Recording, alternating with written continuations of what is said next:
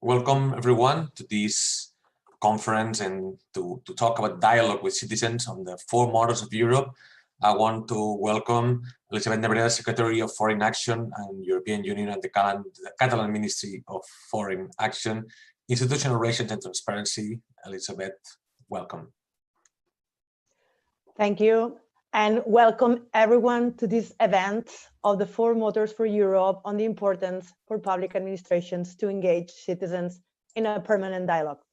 But before we jump into this matter, let me first thank Mr. Declan MacDonald, member of the European Committee of the Regions and rapporteur of the committee's opinion, local and regional authorities in the permanent dialogue with citizens, for accepting to participate in this event, the Directorate General for Citizens' Participations and Electoral Processes of the Government of Catalonia for this support in its organization, and of course, the representatives of the regions of the 4 Motors for Europe with us today, Ms. Anna Gasquet from Auvergne-Rhône-Alpes, Mr. Timo Peters from Baden-Württemberg, Mrs. Susanna Minghetti and Mr. Andrea Mattioli from Lombardy, and of course, Mr. Ismael Peña from Catalonia.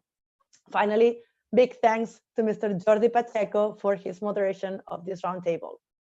This webinar is organized as part of the Catalan presidency of the 4 Motors for Europe, which was decided to devote to the UN 2030 Agenda and its 17 Sustainable Development Goals. The work program of our presidency is built on the firm commitment and belief that strengthening the transformative resilience of our societies through the 2030 Agenda and the European Green Deal can help us achieve a better and more sustainable future for all, especially against the backdrop of the pandemic and the social and economic crisis it is bringing about. On the topic of today's webinar, we firmly believe that the Sustainable Development Goals will not be achieved without significant public awareness and engagement, and especially if we do not include a gender perspective into it. We have no doubt that enhancing participation processes and embracing closer cooperation with citizens will benefit societies as a whole, but this won't be enough without a meaningful and effective inclusion of women in the deliberative and decision processes. Whereas several laws seek advancement in terms of equality, when it comes to public representation in parliaments and institutions, there is still a tremendous gap between women and the core of the decision-making process. And yet, if our voices are not heard, half of the population is left behind, and no project or initiative, however good or ambitious, can survive a structural flaw of these proportions. The case of all people's participation is far from a theoretical or academic debate. On the contrary, I believe a quick glance at the world out there should make it blatantly clear to anyone that this is about the very preservation of democratic societies. Indeed, if the fake news phenomenon and the subsequent distrust toward institutions and rise of extreme right weren't already worrying enough, the scenario brought by the COVID-19 makes it all the more urgent to empower and listen to citizens in a meaningful way. In times of fake news, we cannot afford fake consultations, and this will only deepen citizens' disaffection and distrust. The way forward? Well, we have some ideas. An enhanced dialogue in deliberative forums, enough empowerment to have meaningful impact on decisions, fluid and clear communication, close relation between participation and its impact on policies, promotion of participation instruments. These are all elements needed to strengthen representative democracy and to ensure citizens' involvement beyond election day. And these are also the key ingredients in the formula we have presented to the Committee of the Regions through our work in the institution's opinion on local and regional authorities in the permanent dialogue with citizens, which will be presented during today's session. I don't want to take more of your time. I really hope this event will give us the opportunity to continue to learn from each other, will allow us to build and reinvigorate fruitful alliances, and will encourage administrations to enhance programs to make this new true dialogue a reality. Wishing you all an inspiring and productive conversation. I give the floor now to Mr. Declan MacDonald, whom I would like to thank again for his contribution. Mr. MacDonald, the floor is yours. Thank you very much. Thank you very, very much, Elizabeth.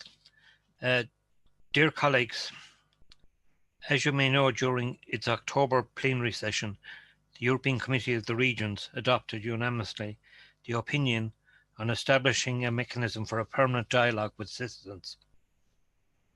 I had the honour of working on this opinion after great work initiated by my former colleague, Ms. Maria Bortel Porto, former Secretary for Foreign Action and the European Union in the Government of Catalonia, and our expert, Mr. Ismael Pina Lopez, Director General of Citizens' Participation and Electoral Process at the Government of Catalonia, who I'm glad to see here on this panel today.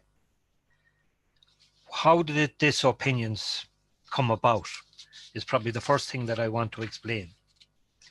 The idea to work on this opinion stems from the European Commission's contribution to the informal EU 27 leaders meeting in Romania in May 2019. At the time, the European Commission published a communication, Europe in May 2019, preparing for a more united, stronger, and more democratic union in an increasing uncertain world. One part of the communication mentions the possibility of a permanent dialogue with citizens, on the assumption that engaging with citizens on a constant basis is essential to strengthen European identity and democracy and ensure greater ownership of the European project. We have since decided to elaborate on this and propose a system led by local and regional authorities at the level of governments closest to the citizens and enjoying the highest level of trust from the citizens, according to numerous surveys carried out. Meanwhile, it is clear that this need for a more united and democratic EU has only been amplified by the COVID-19 pandemic, which exposed a number of EU vulnerabilities.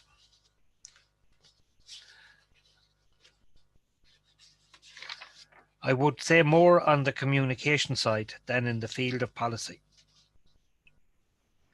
We have talked at length, and unfortunately, we will talk much more about the different challenges of COVID-19 pandemic brings to citizens and governments. But it also brings unprecedented ways in which we learn to adapt, become smarter, and think outside the box.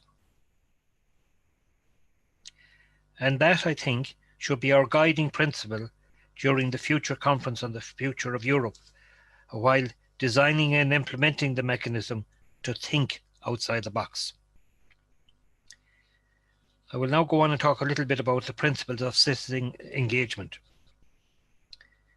It is my deep belief that citizens should be able to speak to us when and where they feel the need for and the topics they consider relevant.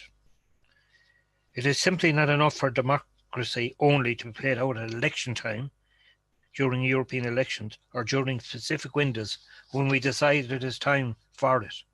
Citizens' voices needed to be heard on an ongoing basis. Also, we need to go where people are. We need to engage citizens in new, innovative ways. Be this through traditional type educational programs or by informal participation through sporting clubs, culture, the arts, youth clubs, senior citizens, and rural and urban institutions, and women, as you referred to yourself earlier in your introduction. At the same time, citizens need to get feedback on their proposals and concerns, which we as local and regional authorities who are in touch with them are best placed to provide. Therefore, the Committee of the Regions, as an assembly of local and regional representatives, want to be that bridge between the citizens and the EU institutions, to which they can share their concerns and be sure that they will be heard.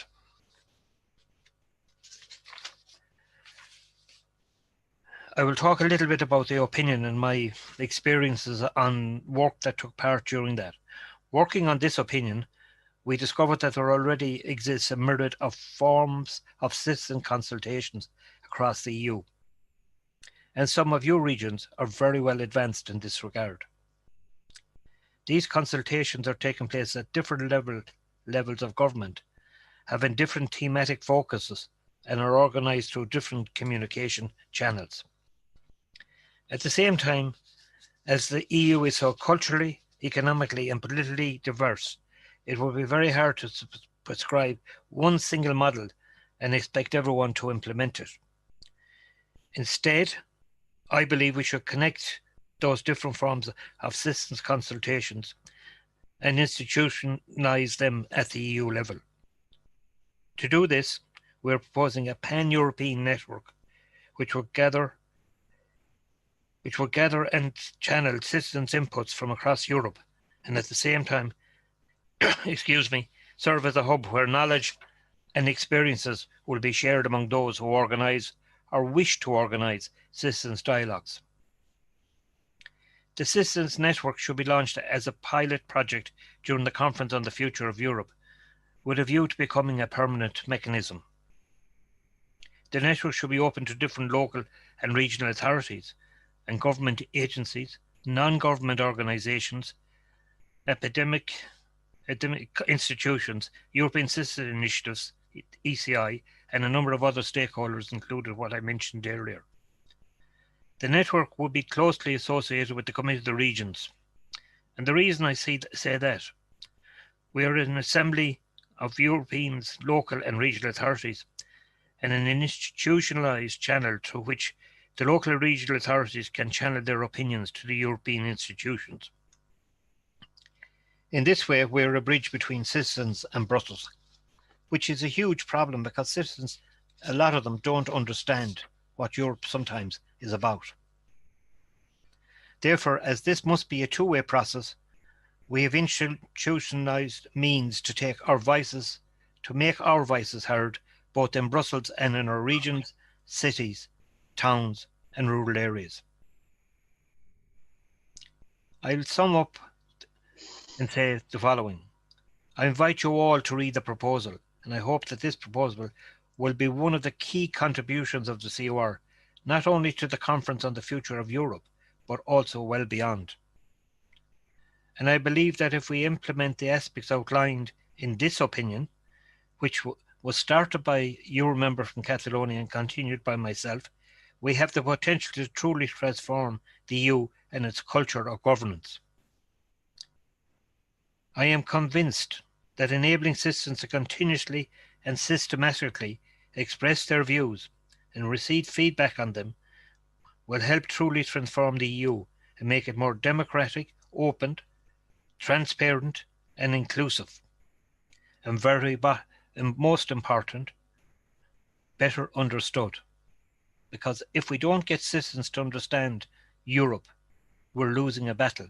It is crucial that we open up this dialogue, both particularly informally, because we have senior citizens who do not use the internet, who do not understand. We have the youth who don't care. We have people who are always against. So we must get into talks. We must get into exchanging ideas with all of the relevant organizations. And one of the ideas I had originally was that get sporting icons. And in your region, you have Barcelona. You can have Messi as one of the icons that could bring people together to get them to be interested in going, because normally these networks are all with politicians. Politicians don't have all the answers. They never had. But the citizens do have ideas that are worth taking on board, and we must engage and listen. Thank you. Excuse me.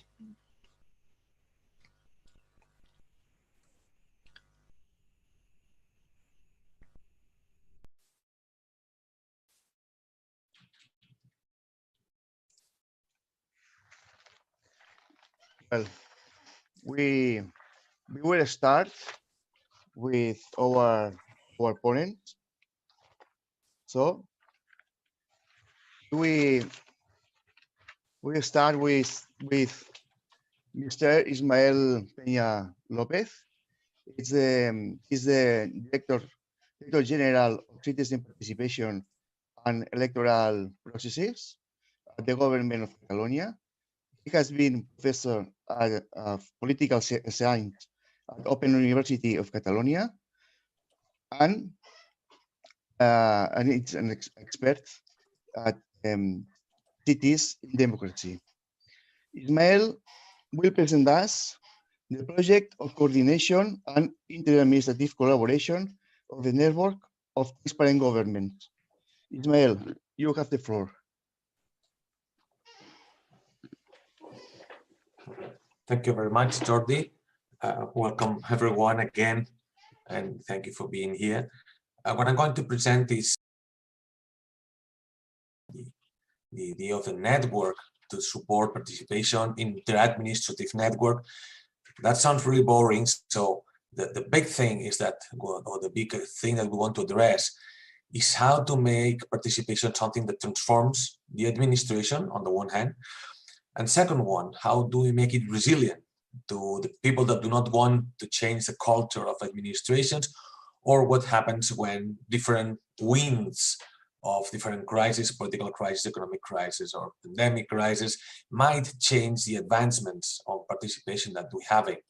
So that is our main question. How do we make resilient all the advancements in citizen participation, transformation of the administration? How do we make it something from the 21st century instead of something from the 16th century sometimes? I'm gonna share my slides. So in a nutshell, this is our main strategy or our theory of change. So what we really want is to transform the administration.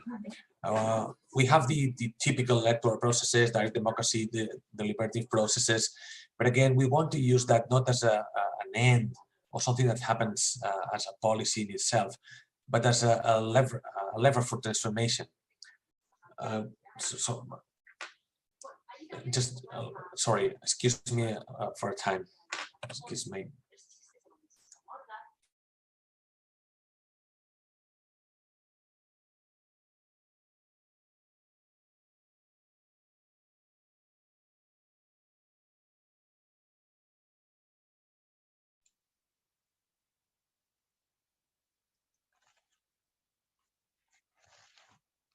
I'm sorry, my apologies. Working from home has some issues sometimes. Okay, there we go. So I was saying that we have this idea of transforming the government through these different processes, deliberative democracy, etc. But again, the idea is not just to make participation for itself to improve policies, which is a good thing, but what we really want is to stop populism, fascism, if you want, and especially try and help the citizens to understand what's going on at the government. Politics is becoming more and more complex, or policies, if you want it. So again, participation is about not only bringing more information inside from the outside, but also, and most especially, to help citizens be part of the government and understanding what's going on in there. So that is our vision, to have a constant dialogue with citizens to achieve a mission, to accomplish this mission of transforming the administration. So we bring the idea of the ecosystem, which is something that at the technological level you might be already aware of. We have several initiatives that are already working as ecosystems, operational systems in software, different platforms for working at the gig economy, etc. The idea is that why don't we try to make the state work as a platform, meaning that it acts as a layer where other actors can intervene. They can, of course, interact with the same state, but especially if they have these shared infrastructures, which means methodology, technology, knowledge, sometimes funding, training especially, and information in general. If they can use these infrastructures, and they use roads for their own purposes, or they use harbors for their own purposes, why don't use the same technologies or infrastructures that the government is using for making public decisions, so they can make their own decisions in, I don't know, cooperatives, associations, political parties, labor unions, and also all kind of public decisions. So the idea is that instead of having a hierarchy, a bureaucratic hierarchy that says what can be done and how can it be done, it's the opposite. It's a network nurtured by the state, nurtured with these methodologies, technologies, sometimes money, sometimes experts, so that anyone can be part of this decision-making process. Sometimes it's a tiny bit of the decision-making process. The state or the administration can take the lion's share of the decision-making process, and sometimes at the other end is co-management and even giving back some sovereignty. That would be the ideal in some cases, especially now that we're talking at European level, when we do believe in the principle of subsidiarity. So now put more in concrete and in the specifics. What do we want to do? We identify all the actors nationwide. Nation in our case, it's Catalonia, no offense for anyone. But the idea of in our nation, how do we identify all the actors, all the spaces, all the instruments? How do we coordinate them? And again, it's not about hierarchy and who is ruling or who is leading. It's how we are facilitating. What are the spaces or the devices of governance that we use for that? What instruments? Again, technologies, methodologies, knowledge, etc. How do we train people to use these instruments, and who are the actors that can train these different actors again? And of course, to try to sum up and leverage all the potential instead of trying to compete. Unluckily, we still see competition between administrations, in all ways of life. We would try that at least in this space, where it's about participation, about collaboration, that there is also collaboration between all actors, especially at the administration level.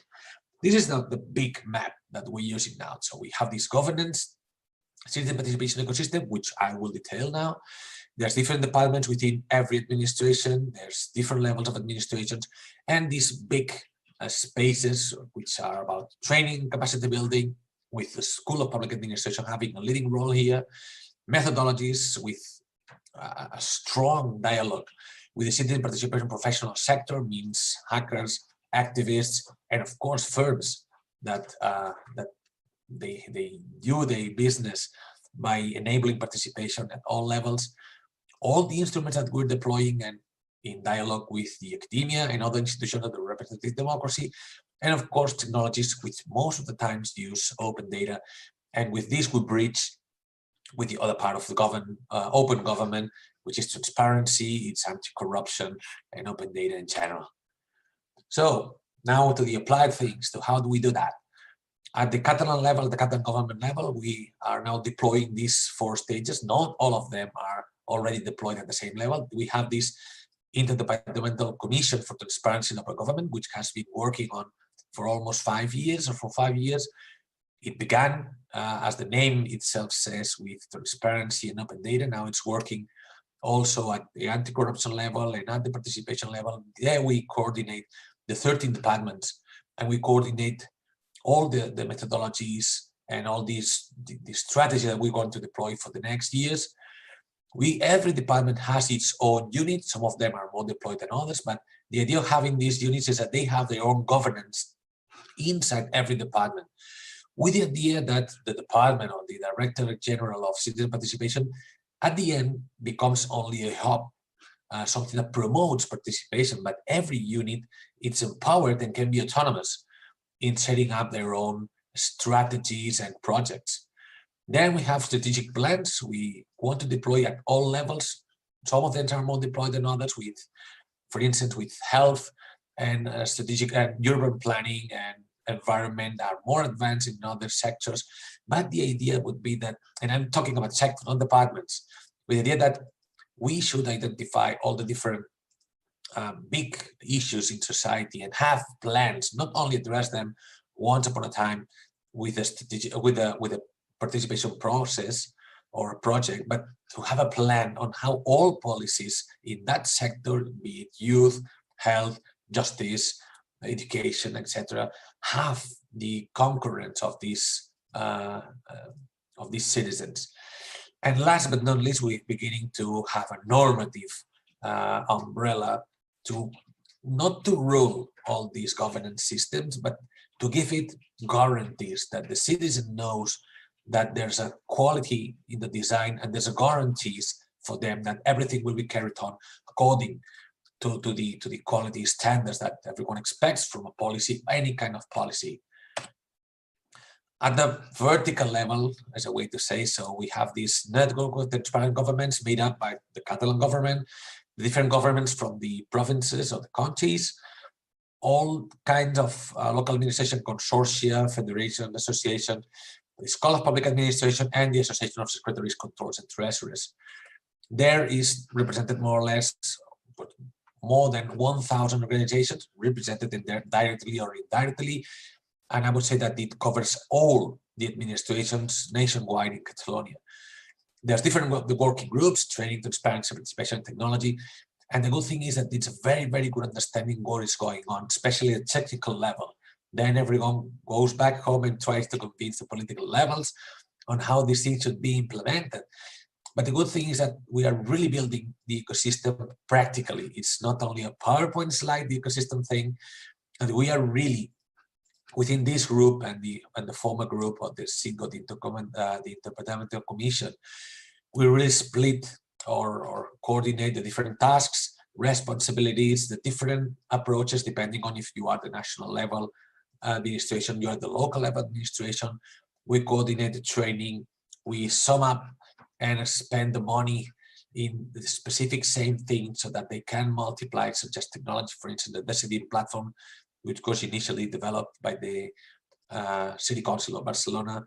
So this vertical coordination really does work as it does work the horizontal coordination that we have in the different departments. And now some specific projects that try to or are aimed at strengthening, especially the outside part of the administration, everything that is happening outside the administration, and it's part of this ecosystem, how we can, again, nurture it or articulate it so that it really is an ecosystem that works hand in hand with the other nodes of the network instead of just doing what the law can do or allows one to do or what the budget allows one to do. First thing is participa.catalunya.cat, Catalonia participates.cat, which will be, hopefully, by the end of this year, the cross-sector portal of participation in Catalonia. Cross-section means that it will be addressed to all professionals or people interested in participation, not only professionals, but also scholars, activists, the civil society in general, but specifically working in civil participation. It will have communities of practice, it will have training, a results bank with self-training, procedures, protocols, templates, all kind of materials that can be replicated for free, can be reused for free, put at the service of anyone that is interested in that. With the idea of building these digital commons or these digital infrastructures or common infrastructure that can be used by specifically everyone. You will have also these communities of practice and learning with the idea that people cluster together, be it, for instance, small towns that can work together in communities of practice and learn from each other's practices how to better plan or manage their own participation processes or instruments, or maybe at the bigger level, or the different activities that can go there and use the knowledge bank, the resource bank, etc. These communities of practice will be facilitated by us with the idea that it's not come and something will happen. It's that come, we will help you to put up your goals and to fix some heats and some different processes and facilitate the dialogue. We will give for free the technology for all municipalities to use a platform, a digital platform, to manage participation. This is something that has been advanced by two provincial governments. We will spread it at the rest of the territory in Catalonia. And again, the idea is not only to provide technology, but to provide all the philosophy and methodology that is embedded in that technology. As I said before, we agreed on a way to do things, on deliberative democracy, on participative democracy, and the technology in this case help us a lot in implementing this ideology or this political program embedded in this technology. And we also want to make very capillary the way that we get to places. Usually it's normal to participate in big cities, and as you go away from big cities, it's more and more complicated. What we want to do is to be present in every little town, the smallest town, but we do not want to replicate what is already in there. We already have libraries, we already have telecenters, we already have civic centers. Instead of creating a new network made up by citizen laboratories or fabrication laboratories, what we want to do is use or reuse or rethink or enhance these already existing facilities, which are more or less 1,500 in Catalonia, and add a layer of, if you wanted to call it that way, quality, democracy, or social innovation, with the idea that these are antennas that help local residents to pilot their projects, and if they work well, then we can scale them up, we can replicate them everywhere, or we can actually infer the knowledge on that and be able to convert them in mainstream policies. And the last thing that might surprise some of you, but the idea that it's not only about deliberative democracy or direct democracy. We believe that representative democracy can be also shaken up, and we can use electoral processes as a participation instrument. So it's not only about I elect someone that will represent me for 4 years, and I forget about this thing. It's about making electoral processes not only at legislative level, but at all levels, something that it's engagement or is engaging in participation. This means, again, labor unions, political parties, the primary elections, means electing people for your school, the school council, or etc., etc. We have many, many, many, many places where we can use electoral processes as a service, not only as the final purpose to build a public body, which is a parliament, but to help carrying on this ecosystem, in that case, with voting. And there's a not very, very much hidden agenda in there. Is by monitoring and by enhancing these electoral processes, we think that we can enhance them also by using e-voting, which is something that we believe that if you begin at the parliament level, it's very complicated, but if you begin at the local level or at the cooperative level or at the association level, it use on raising awareness and use on building confidence and trust. So I would leave that here, and I will wait for your questions now or afterwards when the moderator let us. Thank you very much.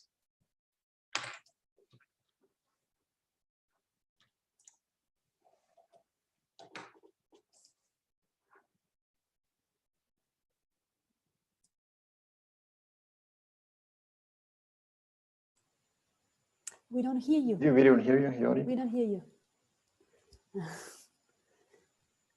No, sorry. Thanks, Ismael. Now is the turn to Ms. Anna Casquet from Arwenya Rhône-Alpes. She is manager on the European information at the Center Europe Direct of Drôme Ardèche. She knows how to spread information about European opportunities among youth people and which strategies to use for achieve this goal. Anna will explain us how engaging with local stakeholders to build a European citizenship. Anna, you have the floor. Thank you very much, Jordi. Hello, everybody. Thank you for inviting me.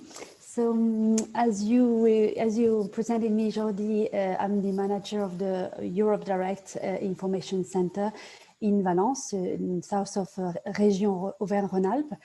And just for you maybe to situate what is the Europe Direct, it's a European information network. We are about 500 in Europe and about 50 in France. And we are an entry point for European citizens to find information about Europe, about what it can do for you, how you can find fundings, and how you can find any information you need about European Union. I will start sharing my presentation. So, yeah, is it okay? Can you see it? Yes, okay.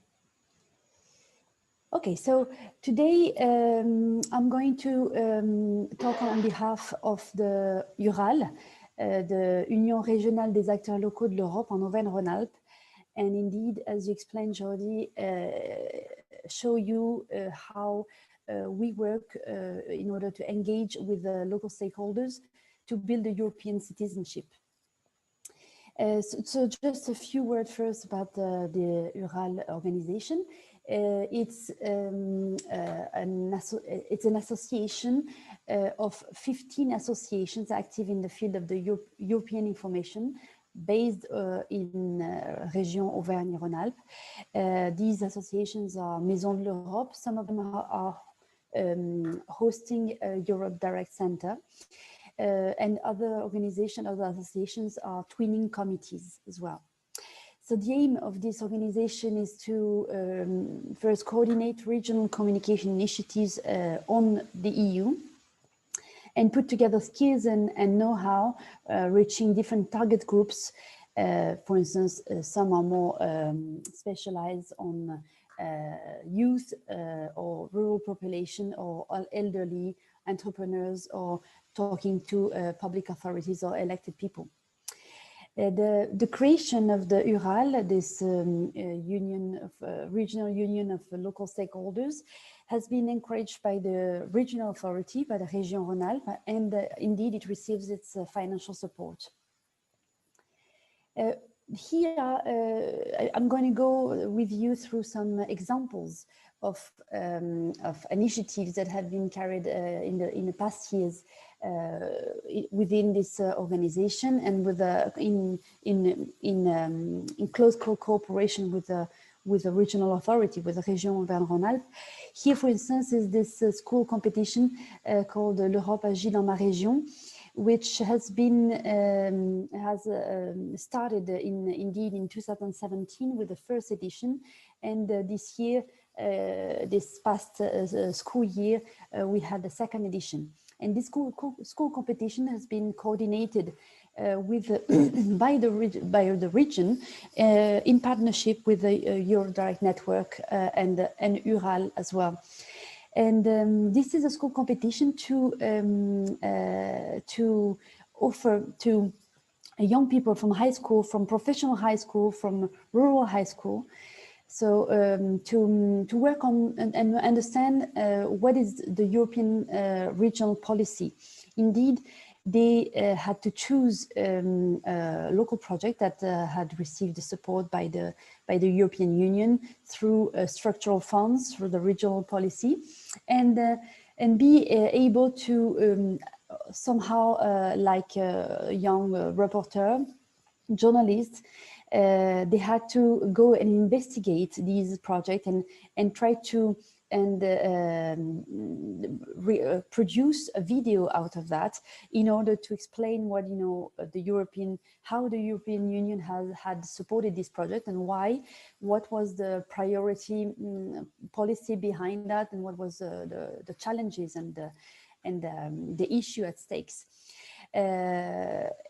So these two editions had a lot of success, and we had a huge amount. Indeed, here in my presentation, I put the link to the website on the region region website, and there you can see the videos that have been produced.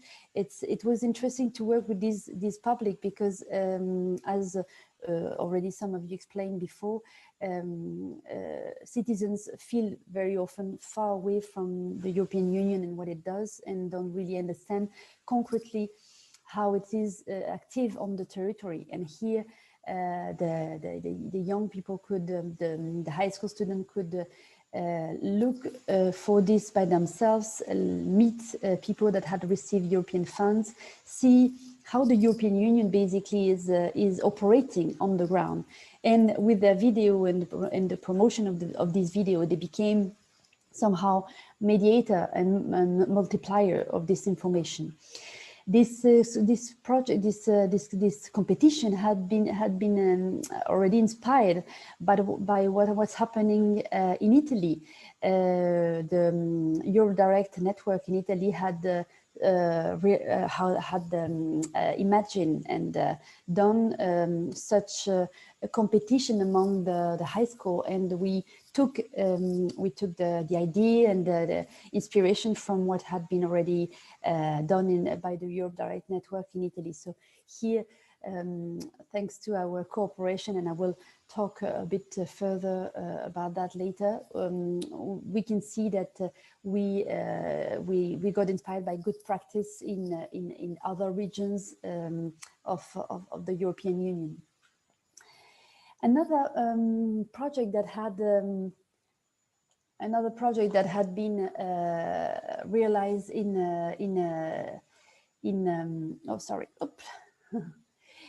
with our colleagues from the other regions, for the four motors, from the four motor region, are European cross-border citizens dialogues. Indeed, our region and Eurodirect centers from the region Auvergne-Rhône-Alpes and Piemonte in Italy took part in a pilot project supported by the European Commission in 2018-19, leading up to the European election. And the idea was to make meet citizens from our different regions, which are really wide and big, and they're sharing a border between France and Italy, Auvergne-Rhône-Alpes and Piemonte. And 250 participants took part in these 3 encounters throughout the winter 2018-2019. And it was a really interesting project where the age range was really big. You can see here in the picture on the left, one of the youngest participants, 17, and one of the oldest, 77, have taken a photograph here with Isabelle Gégouzot, who was at that time the head of the European Commission representation in France. The aim of these meetings, as I said, 3 meetings, where each time we met twice in France and once in Italy and in Piemonte, and was to build a European public opinion, in the sense that leading up to the European election, we want people to reflect on how is the European Union today, and what is going to be its future, and understand, how the European citizens' vote actually impacts the European orientation and policies, and these groups of citizens back at home became somehow ambassadors of what happened during this discussion, and it was really interesting to see how they realize that from both sides of the border, in that case, French and Italian border, we had sometimes a similar interests and sometimes totally different vision on the same topic. For instance, on migrations or on climate change or on people free movement and so on. So we we're building on that first project to develop together still with the European Commission in 2021 a regional network of networks on Europe. So in order to make it even easier to communicate and to reach the European citizens, we are going to strengthen this network of information offices throughout the region. So this will happen in Auvergne-Rhône-Alpes and as well in Region Piemonte. Another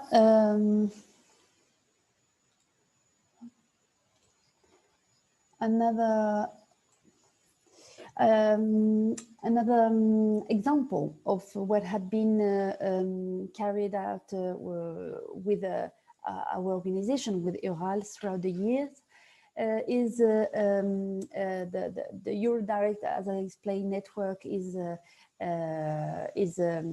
present throughout Europe, and therefore, since 2019. We thought that we should use the Four Motors of Europe network to develop as well a stronger cooperation between our Eurodirect networks. So therefore, we put together the Auvergne-Rhône-Alpes, Baden-Württemberg, Catalonia, and Lombardia regions together, and we added to that for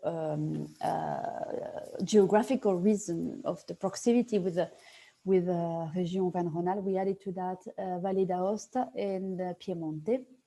And we started meeting regularly to develop many ideas together. Amongst the different ideas, we thought about the university network between the Four Motors region, help them develop a cooperation, help as well students and young people find internships or volunteering activity in the partners region, throughout, for instance, using the European Solidarity Corps, for instance. Invite as well EDIC's Eurodirect partners to be present at major local events in order to ensure their visibility. As well, create a joint animation such as what the EU does in my city, village, or neighborhood, which consists of organizing some sort of guided tour with the inhabitants of a neighborhood or a village or a city, and offer them to discover or rediscover how the European Union is present in the neighborhood close to them, how, for instance, this school had received funding through Erasmus, or how this building had received some funding through the regional structural funds to renovate, to make a thermal renovation, or how this company had got some partners throughout Europe to develop its products. So this is initiative that has been developed in different cities of the region in Auvergne-Rhône-Alpes, and that could be the idea to have this model of animation targeting any inhabitants, to have it develop in the other four motors region as well. We're working as well on artistic and cultural cooperation throughout, for instance, Europe Creative program, and of course keep on developing transnational citizen dialogues, such as the one that had been carried with between Piemonte and Auvergne-Rhône-Alpes. Another idea, another project that we have developed and that will take more, let's say, emphasis in 2021, are a regional conference on European citizenship. So the idea is to set up citizens dialogue every year in different places of the Région Auvergne-Rhône-Alpes, allowing citizens meeting with a member of the European Parliament, member of the Committee of the Regions, a member of the European Commission, 100 to 150 participants coming from different parts of the region, working on different topics key to the EU debate at the moment, such as the Conference on the Future of Europe, or Green Deal, or Digital Agenda, or the Recovery Plan, and create really the opportunity for people to speak out, you know, what they think about these different issues, and be us the link between the citizens and the European representatives, in order that their voice are heard. The future project that we have in mind in 2021 is to enhance even further the cooperation between our European association here on the ground and local authorities. Indeed, recent studies that have been carried out by the European Commission representation in Marseille, in France, shows that local authorities and elected people really lack information about the EU's role and EU's priorities. 85% during this survey, 85% of them said they didn't know or very little about the EU and their priority. 3/4 of the elected people said they never met any representative of the European Commission, European Parliament, Europe Direct Information Centers as well, and the Committee of the Regions. 1/3, although 3/4 said they never met any representative, although 1/3 of them receives indeed European fundings. So there are much more receiving European fundings than actually being in touch with European, let's say, environment and sphere. In these surveys as well, all said that they would like to receive more information, and especially more support to develop their projects, to inform their citizens as well. And 90% of them said they would appreciate having meeting representatives or visiting European institutions as well, in Brussels or Strasbourg, for instance. So here we can see that, well, we had already this feel, of course, because we are constantly locally based and in touch with the territory. But now with this survey, we have really the information, the data showing us that this is crucial to go towards these local authorities, because they are also the link to citizens. They are the one in touch with these citizens, and they can also help us explain. And as Mr.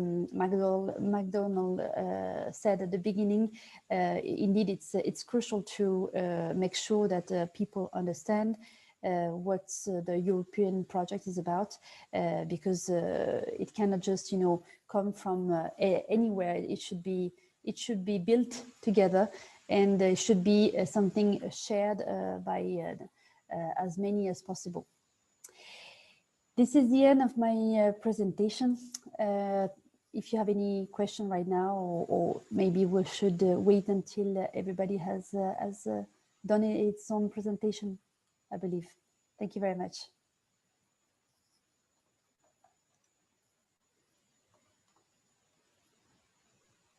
Thanks, Anna. Now the turn of Mr. Timo Peters from the Office on the State Councillor for Civil Society and Civic Participation of Baden-Württemberg. Timo is political scientist, and he has a long experience in civic dialogue in the field of energy, sustainability, and infrastructure. Timo will explain us the Baden-Württemberg experience. Timo, you have the floor. Thank you, Jordi, and hello to everyone.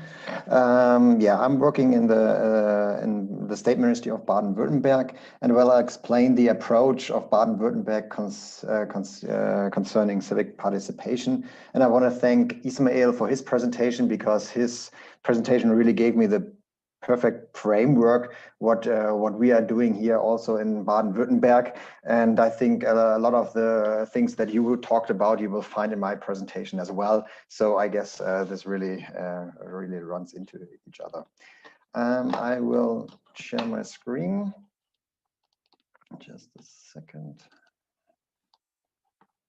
Okay, I hope this is visible.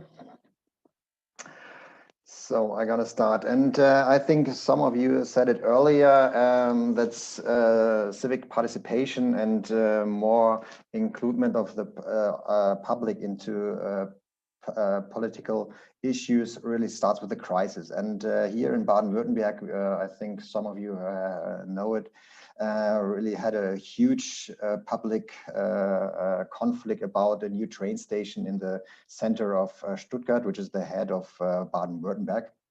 And a lot of protests were going on, even violence between policies and demonstrators. And yeah, the whole infrastructure planning, more or less to say, was at a mess, because the public didn't feel included in the process. They didn't know what the plans were. They were not in the costs were not made transparent concerning what this whole new building of the train station is about to cost. So, and this had a huge impact also on the political side.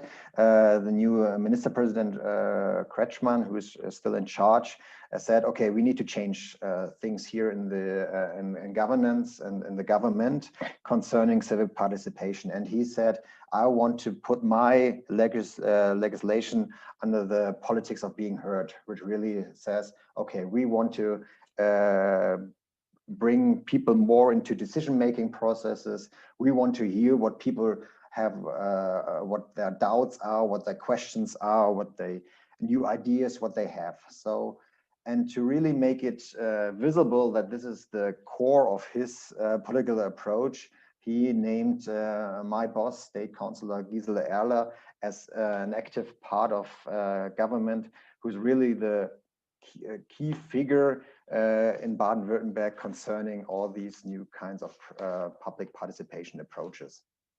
And I'm often asked what is one of the factors of success that we have a lot of civic participation ecosystem now here in Baden-Württemberg. And I would say that the Prime Minister really puts somebody in charge who's the face of civic participation. I think it is really important that you need to have someone at a high political level who's really in charge of this kind of new approach in politics, because she's a cabinet member and so really has they can really talk to each and every minister in the government. And that's why she also has got her own cabinet meeting where all the ministers talk about what different ministries do about putting more civil society and public participation in terms of infrastructure planning, concerning social issues, concerning the environment. So all ministries here in Baden-Württemberg are required to think and to act how they can include the public into politics. And another factor of success that I want to talk about later now is the policy of being heard and the guideline that we built. But first, let me talk about some more sentences about what is our goal of evolving or versatiling democracy. I mean, everybody in the here really knows how democracy works with electing representatives.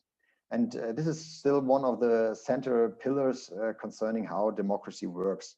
And we say we don't want to get rid of it. We want to enlarge the public participation opportunities. And so we also work on direct democracy, which you see on the left side, basically meaning that people can really elect or ask to vote on certain issues. But as you think everybody here follows, discussions about direct democracy issues, they tend to be very conflict, and there are more or less one or two parties really going at each other, and the whole political conflict is really sometimes really mean. So we say, okay, no, we said, okay, let's look more into public participation, which is say on the right side, because here we can really talk about problem solving. Here we can include all the ideas, questions, doubts, and ideas of the public and come to a consensus. And this is what, and all three kinds of pillars, if they really work hand in hand, they can enrich democracy and are for us the view how democracies should evolve in the future. I guess here in this round, I don't have to talk much about it, about the difference between direct democracy and civic participation. But let me state it that often when we hear that people demand more public participation, they more or less mean that they want to have more direct democracy, like they want to have more initiatives, they want to have more referendums. But this is not what we are working on, but we are talking about civic participation. And what is civic participation? In direct democracy, you can have referendums, where it's decision making by the people. But civic participation really integrates people in the decision-making process by politics and administration. And this is really important. And coming back to the slide that you've seen earlier, that also the parliament and politics should have civic participation, and also civic participation is connected with the administration. This is important because in politics and often in the parliaments, you can decide about if something is done. For example, if you are planning a road, the decision if the road is built is taken by the parliament, and the administration really has the opportunity to consult the public and how this road is to be built. So we are working really into both ways, saying really getting from making politics more familiar with civic participation, but also the administration side. And one key factor, I guess, in civic participation, as we do it, is that it is done as early as possible. Because only at an early stage, as coming back to the train station example, the protests began when almost the constructions began. So at a really late part of the planning process, the people really woke up and said, okay, we don't want this infrastructure to be built. But we said, okay, this is now at the end, everything is done, the laws, the decisions have been taken by parliament, and the administration has really gone through a long period of planning. And now, as we really want to build this train station, you come and say you don't want it. So we really put in focus at an early participation, because this really is the time period where you can really have the most influence concerning the implementation of policies. And what we also really put in the center is that it's informally. I know most of you are experts in infrastructure planning. Normally you go through there's a legal procedure of how infrastructures are to be built. But we say, okay, we want to have an informal participation, because there we have the freedom, the freedom of ideas can really have can circulate and really bring about the new ideas concerning infrastructure planning. And what do you see when we have public participation, or why do we want more participation? We really see that it's optimizing decisions, and we had a huge evaluation of our approaches, and it really showed that constructions or public policies where has been done some kind of participation, it really made the difference concerning the decision. Of course, administration knows how to build infrastructures or how to write laws, but the more people you get involved, the more ideas you get, the more points of view you can really put into decision-making processes, and it really optimizes the decisions. And another thing is, when you say, okay, this is the result of or what we are planning to do, when people were involved in this process, they are more likely to accept what is the outcome. Because they say, okay, I had the chance of being heard, I had the chance of putting my ideas into the discussion, I had the chance of really follow the whole policy procedure.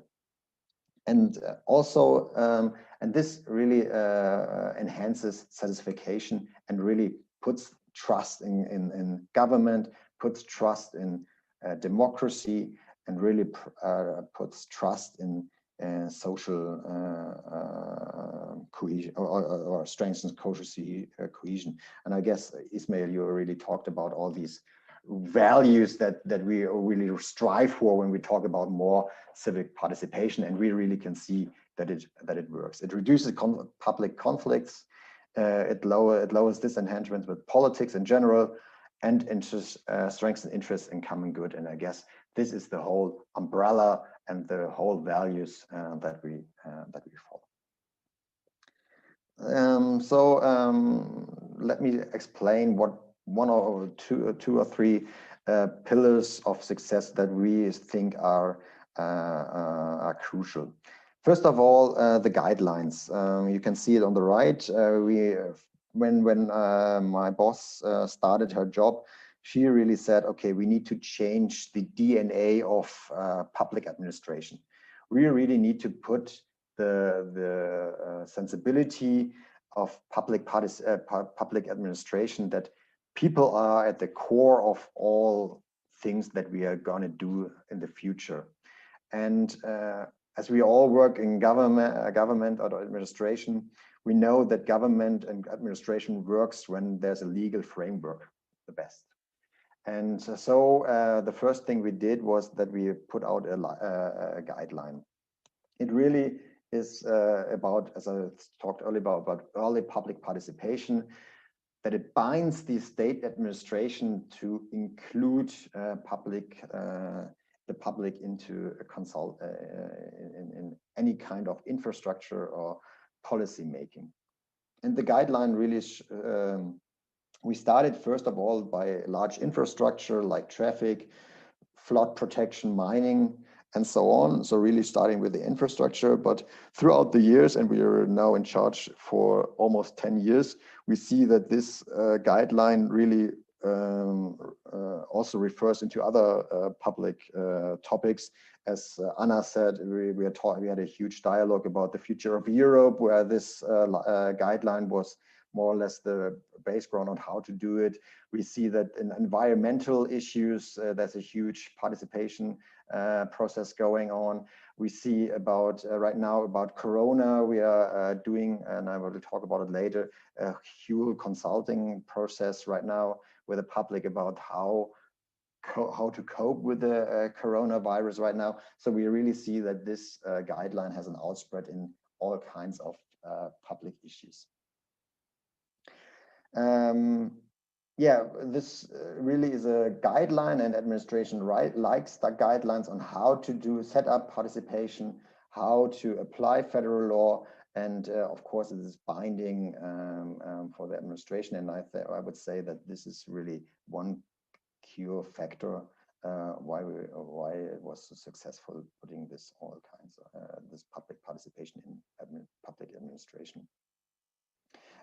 Yeah, it gives methods, regulations, and one other thing is, and I want to talk about it here, is the scoping for all the people who work in public participation. The scoping is really interesting because it asks at the early stage the questions: who do we need to include in this participation process? What kind of topics do we need to address? And how do we do this public participation process? And this is really to ask these questions before talking about all the topics is really crucial, because it gives legitimacy to the whole public participation process. Because what we always see when at the end of a public participation process, the critics say, okay, the result that we ended up is not what we wanted. So we say the whole participation process was illegitimate, and it was all from the start from the beginning on. It was clear where it all ended up.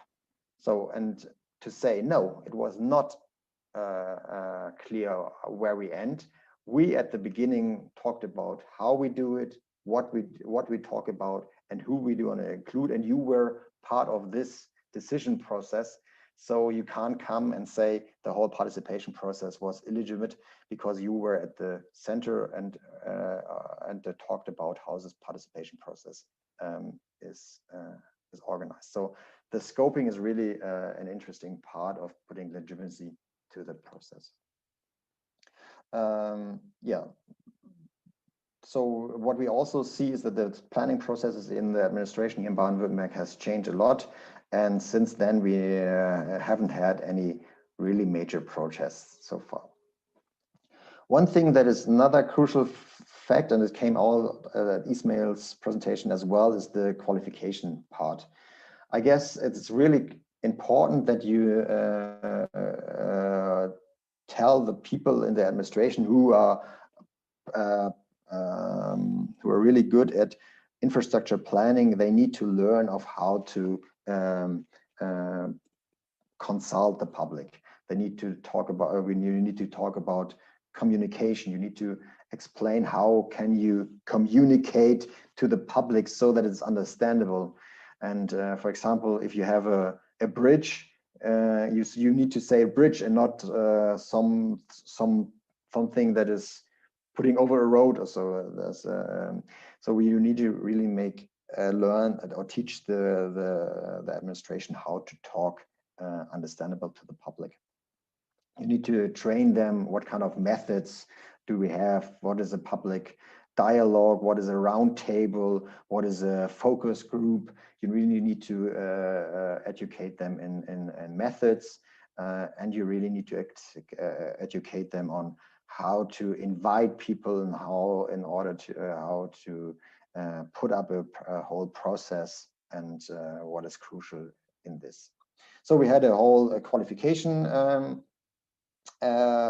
process going on, and still is going on. This is now at the center of all the qualifications that a public servant here in Baden-Württemberg has to undergo. Another thing is, and we talked about getting people involved who are not very active, and online participation is a good way of getting people involved who don't feel comfortable in sitting at a round table or not comfortable in talking in public. So we very early, we really put a focus on online participation. On the left side, you can see our website where you can really comment on certain issues, on certain laws, on certain initiatives and really make your ideas heard. On the right side, you can see right now an online participation process that is going on concerning Corona. Here you can see that a lot of people really take the advantage of giving their opinion about the procedures of Corona legislations. And another thing is that the online participation is also now included in the decision-making processes, or the lawmaking process, that all the law, now it's mandatory in Baden-Württemberg that all the laws before passed by Parliament need to be on this participation on this website in order to be commented by the public. Because usually in lawmaking processes, you have like the formal organizations who can give in their voice, bring in their voice in a law, but not the public. And so we made it mandatory that every law that is passed by Parliament is now put on this website. And the last thing that I want to talk about, and it came also, Elizabeth talked about it at the beginning, and it came out also at the other presentations, is who is participating. I think everybody who is working in public participation knows that I would say the more provocative, that the normal participant of a public participation process is an elderly man who's well educated. We don't have any problems of getting old men bringing up their ideas and their questions.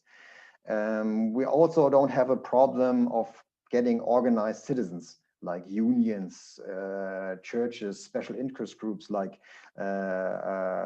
interest groups against or for an infrastructure planning. We don't have any problems with communities bringing in their voices. But we want to hear also, we want to learn and hear the ideas and opinions of the broader public. And this also has to do what Elizabeth earlier said, bringing women into public participation processes. And we found a really good approach, which is randomly selection. And it basically means that from all the inhabitants of a city, of a district, or in the whole region of Baden-Württemberg, they get an invitation to a public participation process by mail or by door-to-door approach or by telephone approach, and they are asked to participate to a certain issue, to a certain infrastructure project, to a certain topic. And the goals is to get the ordinary citizens, get a better diversity concerning young and old participants, men and women, Germans, non-Germans, so people with migration backgrounds. And it really showed, we are doing it for now 3 or 4 years, that the whole, especially in conflict issues, the whole narratives or the whole discussion really changed, because normal or ordinary citizens, they have a different view upon certain issues. They are not involved in this classic pro and contra discussion that we see among interest groups and, for example, administration or so. They ask different questions. So, and this really opens up the conversation. And I just to show you two examples. On the left side, you see randomly selected participants concerning the issue of the salaries for former parliamentarians when they retire. This is really a sensitive question, because the question is, what do parliamentarians need to get as a payment when they retire? And Parliament had to organize their pension. And so, because it was really conflict in the public, we said, okay, let's do a randomly selected participation process and ask the people what they think, what former parliamentarians should have as pensions. And they really came out with a really good result, which in the core results were really taken into the final decision of Parliament. And it really mitigated the conflict.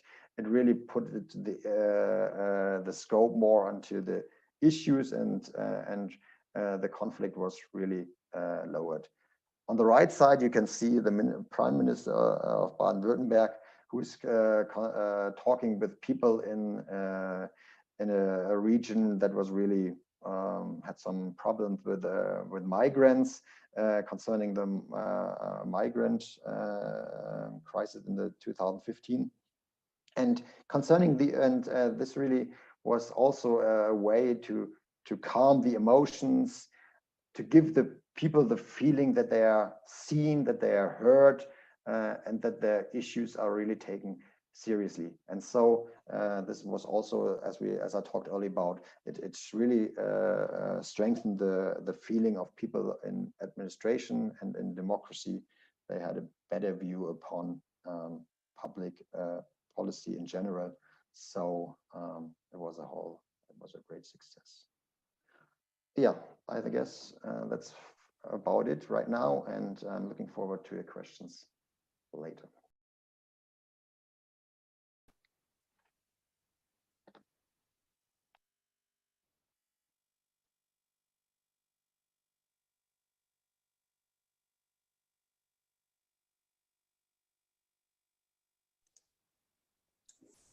Can hear you, Jordi.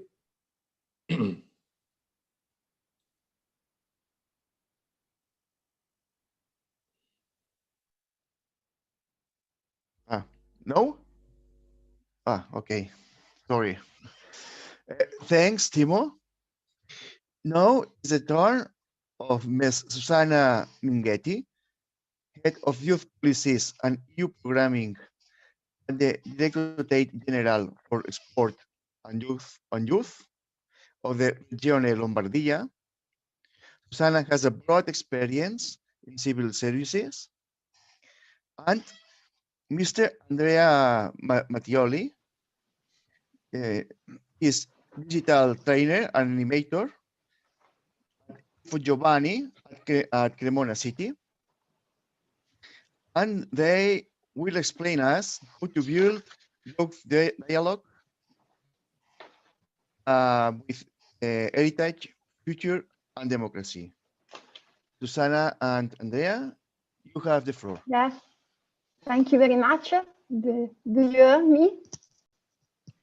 Yes, I share the screen. Yes.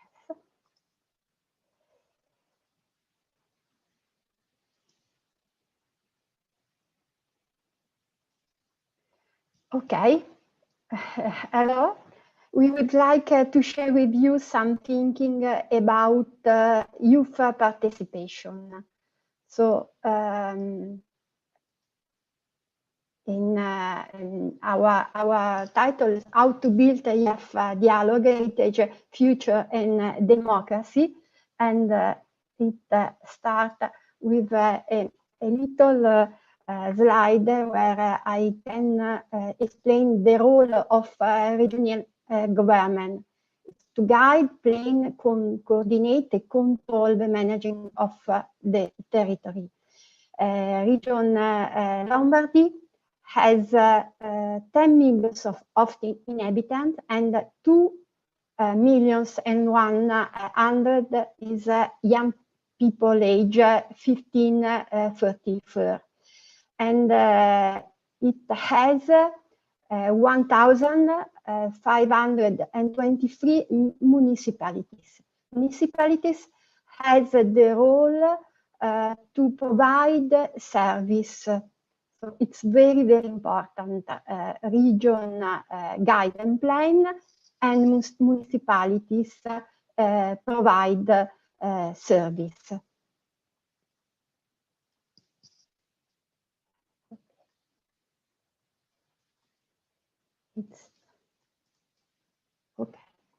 I would start with the Declaration of European Charter on the participation of young people in local and regional life. Participation in the democratic life of any communities is about more than voting or standing for election. Also, these are important elements. So, through active participation, young people are empowered to play a vital role in their own development, as well as in that of the community they belong to, helping them to learn vital life skills, develop knowledge on human rights and citizens, and to promote positive civic action.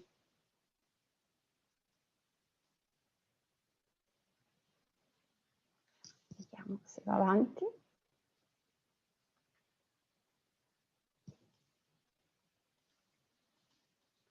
So this is the declaration of strategic document on youth of Lombardy region. It is of the last time, the last year.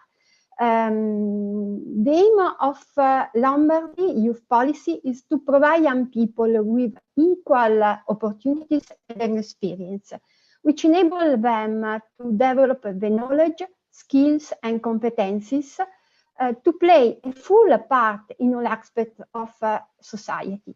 When speaking about youth participation, we use different terms: participation, involvement, active participation, proactive participation. Youth participation is not an end in itself, but a means of achieving positive change in young people's lives and a means to build a better society. We know that youth participation is an approach, not a thing that you can be ticked off or done as one of project. A youth participation approach supports young people to act, to make their own decision and advocate for themselves, rather than seeing them as passive clients. But when speaking of supporting young people, youth workers, organizations, and local authorities in promoting and enhancing meaningful youth participation at local level across Lombardy, participation versus non-participation is a too generic distinction, and we must say it is not enough. Indeed, there are different degrees of youth involvement in which young people can be involved or can take over responsibilities, depending on the local situation, resources, needs, and level of experience.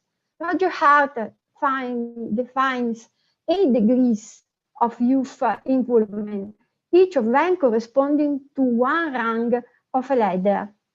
The rank 1 is young people manipulated. Often, young people are invited to take part in the project, but they have no real influence on the decision or their outcome. In fact, their presence is used to achieve some other goals, such as winning a local election, creating a better impression of an institution, or securing some extra funds from institutions that support youth participation.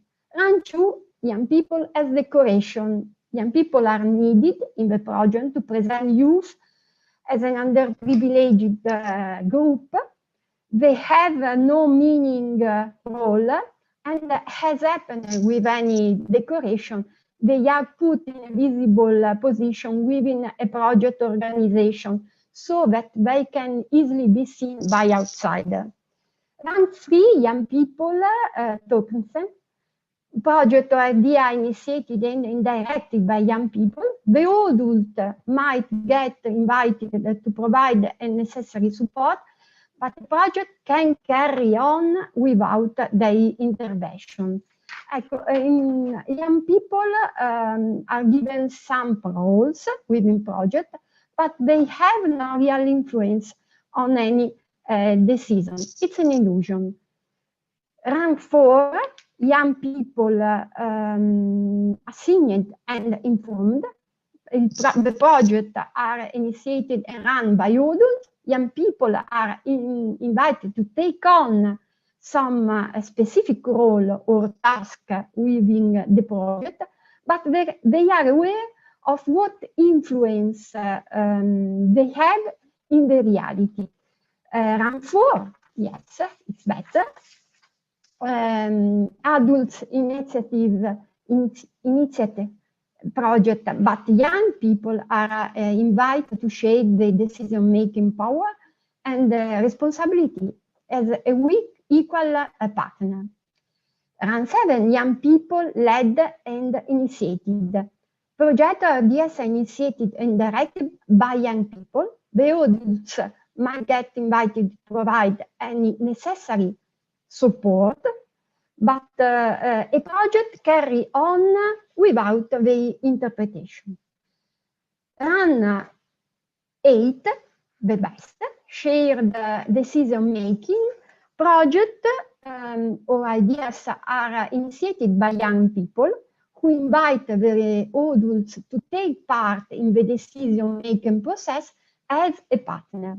Of course, our project is to reach rank 7, 6, 7, and 8, the best. And that's also why we are trying and we want to actively involve them in the process building in the next and first for Lombardy regional law on youth. We like this project.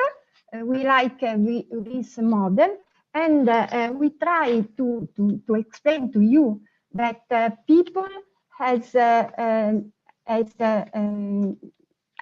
necessary in challenge, in connection, and in capacity. It's very important for us this free word, and we want in our action to promote them. That's why we start in 19,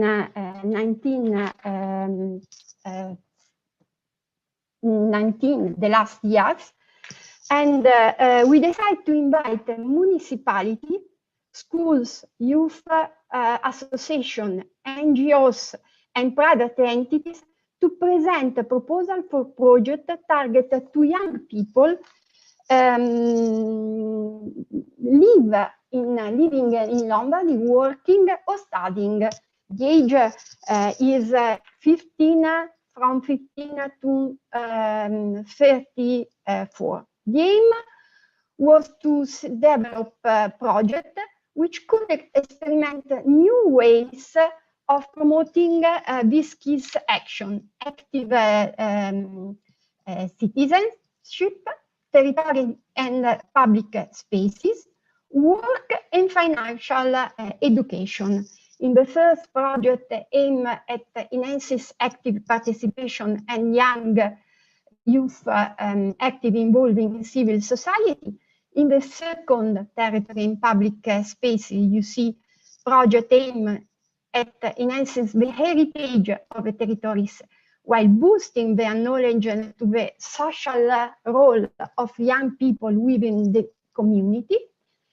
The work, the third action key, project aimed at sustaining young people through the transition to work while training them with new skills and competencies. And finally, financial education, very important.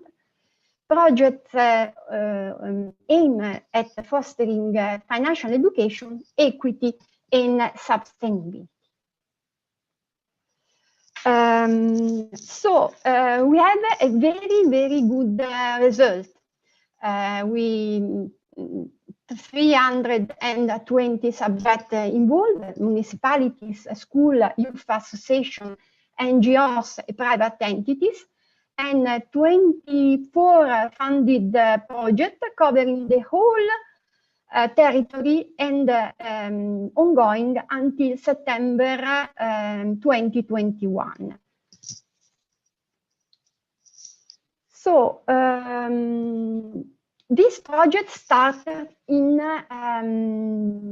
2029 with a kickoff meeting that was the first of a series of meetings. We call them best practice meeting with a lead partner and most representative association of a municipality. The aim of the meetings, which are ongoing, we just had one yesterday, and we continue till the end of the project, foreseen in September 2021, is to build a common storytelling and to share good practice and new ways of achieving the result and replicating successful method. This was particularly significant in these past months, when we all have to face the emergency due to COVID-19. The restriction and change caused by a pandemic forced us and all the subjects involved to rethink and reshape the already started project. It was very difficult. So the meetings were extremely useful to share good practice and ideas, also helping policy makers to take a decision and focus priorities in the youth field. And the very good practice is what I like to present to you today. It's a project submitted and realized by Municipality for Cremona. So I give the virtual floor to Andrea Mattioli, who will talk about this specific project. Thank you. Okay, thank you, Susanna. Can I share my screen? Yes. Okay. I need you, Susanna. Okay, now I can. You can take away your share. Yes.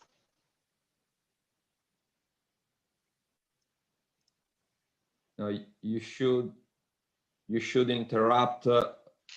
No, we hear your. Okay, now I can try. Okay.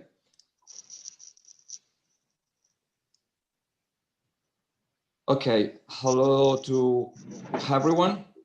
I am Andrea Mattioli, a trainer and digital animator, and I believe in what I do every day. So I'm here to guide you along the path that the municipality of Cremona and its partners are following this very interesting journey. So I start with a big question. How can we bridge this growing distance between young people and institutions? Maybe this is a millennial question, and we are looking for an answer. So I go back 40 years, and when I was young, I saw the future like this. You can take a look at this image. So something familiar, something safe, without much trouble, maybe comfortable. But now I see the future like this. I'm not a pessimistic person, but this is not a beautiful photo. Maybe it's not good to collect many likes on Instagram, but unfortunately it's real. But now we have more people, globalization, more money, but more pollution, and usually we feel insecure. So this will be our new normal.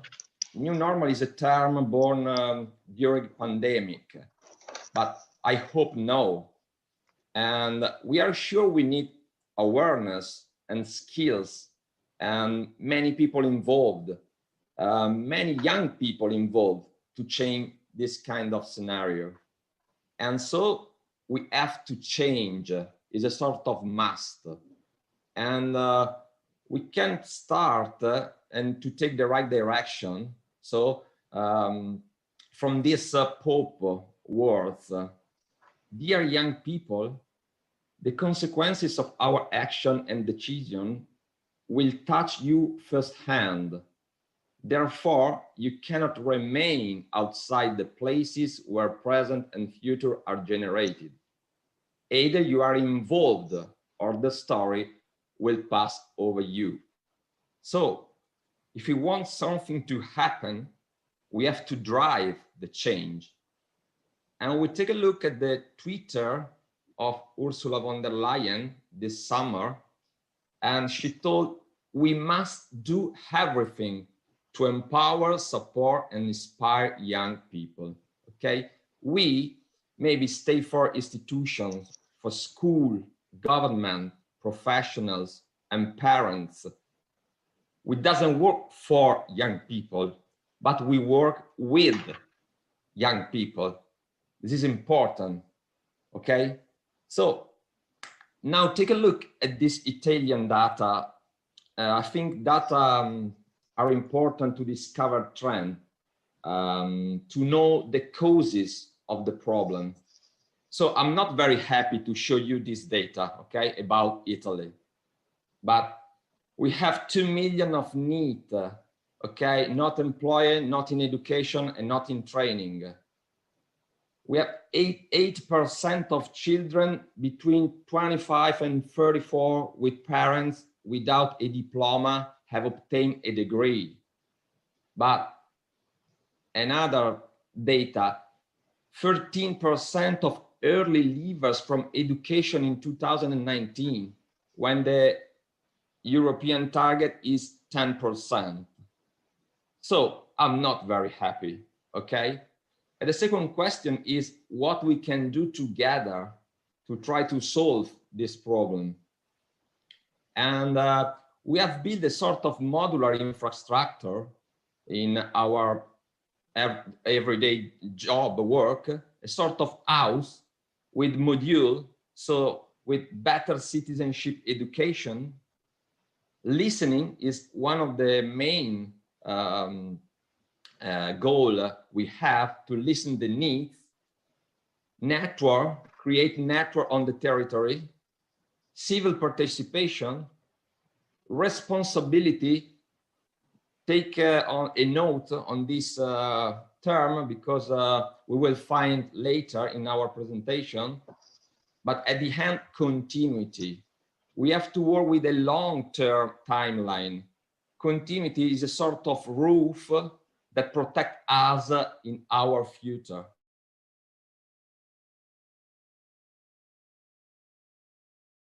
With the 5 steps in our approach, and we start from listening. So listen to know young people needs.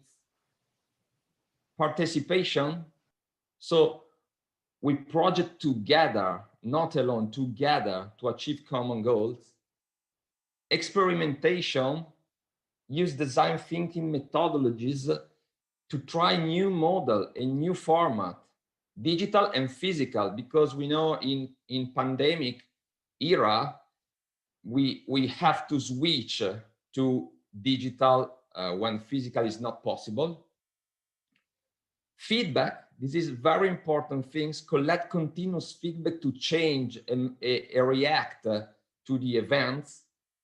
And action, more action and less word. Usually less is more, but more action and less word is good enough. So to do that, we need all pieces like a puzzle. We need all countries, okay? So we have decided to try a sort of gym.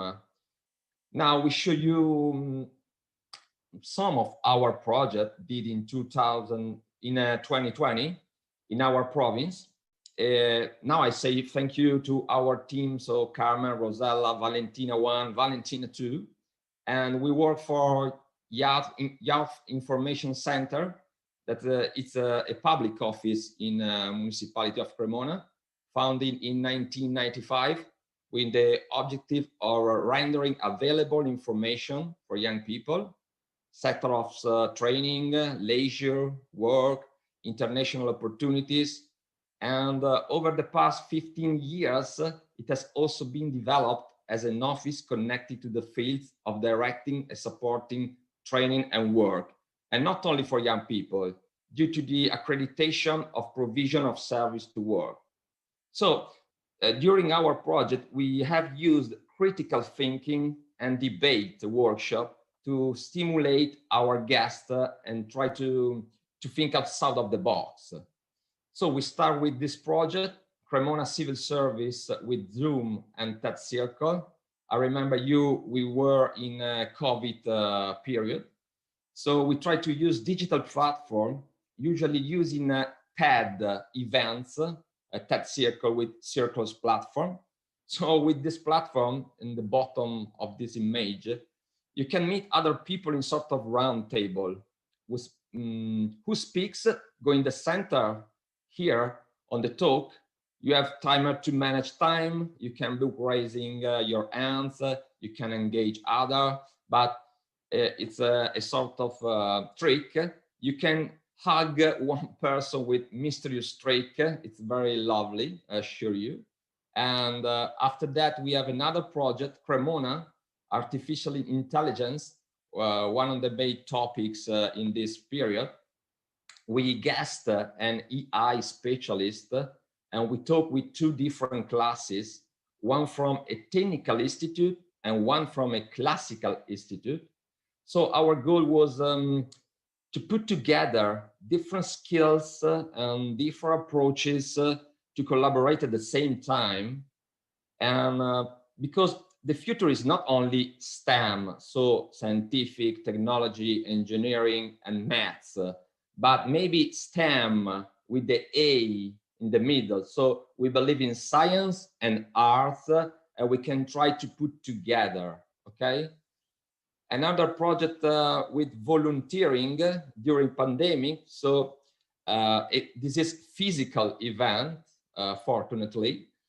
We found ourselves with two groups of volunteers who have been busy during the pandemic, 12 people in need.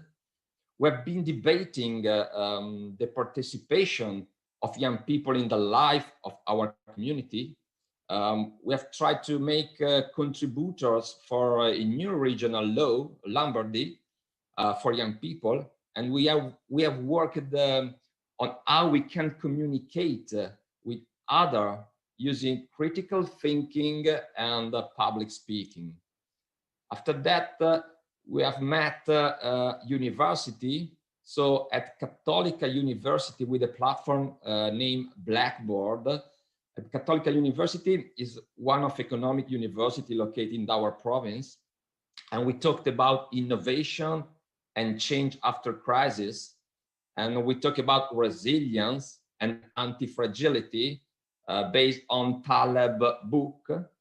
And in Politecnico di Milano, another local university, because we have a sort of building from in Cremona of Politecnico di Milano, we faced the change of work, of business organization. So we talked about smart working, liquid society, holacracy model, and open mindset to try to follow the change the work will be in the future.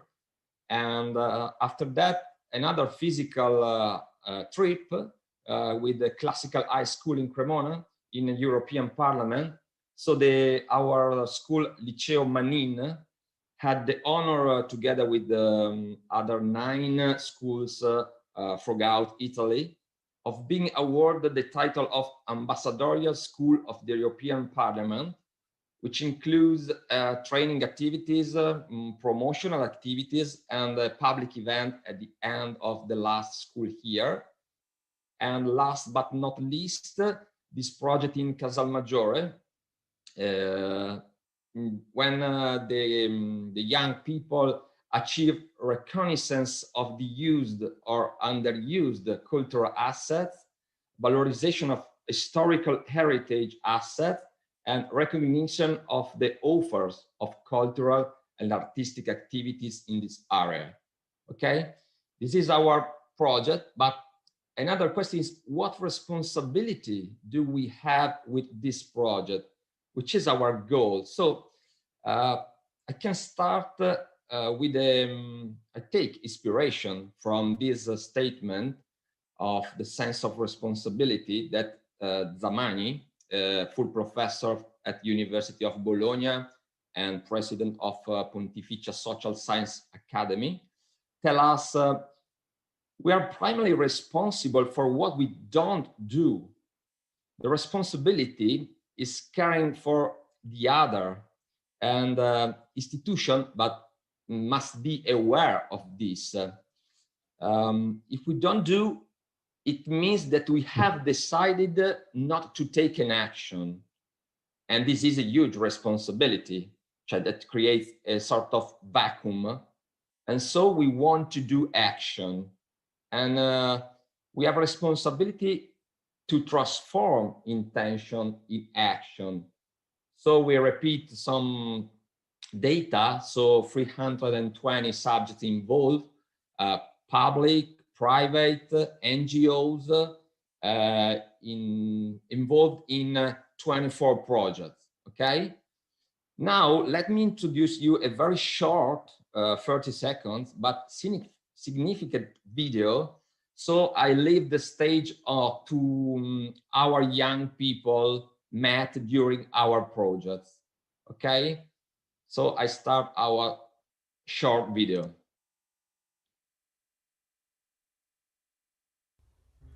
Un modo per modernizzare la scuola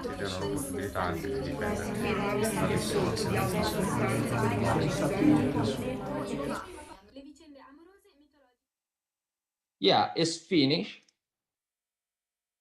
This is only voices, but for us it's important because we would like to listen every day, young voices.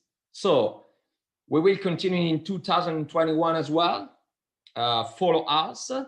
Many thanks. And this is our references. Enjoy and let's take care of each other.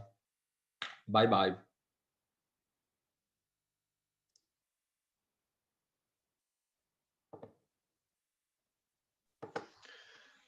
Thanks, Susanna. Thanks, especially for you, Andrea. Well, we will start with questions and remarks.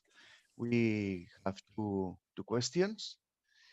The first one comes from Paulo Garcia. My question for the speakers is about mindful participation. In which specific European policies do you consider, sorry, meet new glaciers. My question for the speaker is about mining participation. In which specific European policies do you consider citizen participation could have a greater impact in the decision-making processes? And what are the conditions or requirements for this mindful participation? And the second one comes from BR. I don't know which name is. The continuity of the relationship with the citizenry through participatory projects is key to guaranteeing the trust of the citizenry. What is essential? What is essential structure to guarantee, from your experience, and not to come to political change? So,